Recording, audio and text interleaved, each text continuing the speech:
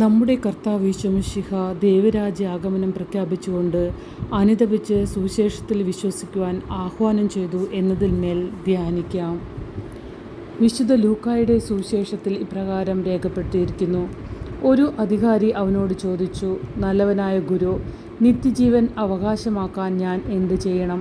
യേശു പറഞ്ഞു, എന്തുകൊണ്ടാണ് നീ എന്നെ നല്ലവൻ എന്ന് വിളിക്കുന്നത്?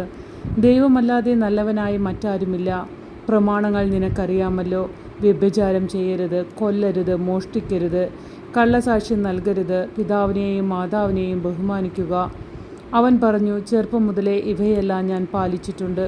അത് കേട്ട് യേശു പറഞ്ഞു, ഇനിയും നിനക്കൊരു കുറവുണ്ട്. നിനക്കുള്ളതെല്ലാം വിറ്റ് ദരിദ്രർക്ക് കൊടുക്കുക. അപ്പോൾ സ്വർഗത്തിൽ നിനക്ക് നിക്ഷേപമുണ്ടാകും.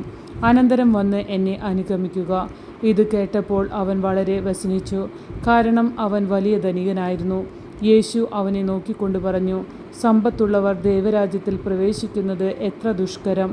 ധനികൻ ദൈവരാജ്യത്തിൽ പ്രവേശിക്കുന്നതിനേക്കാൾ എളുപ്പം ഒട്ടകം സൂചിക്കുഴലിലൂടെ കടന്നു പോകുന്നതാണ്.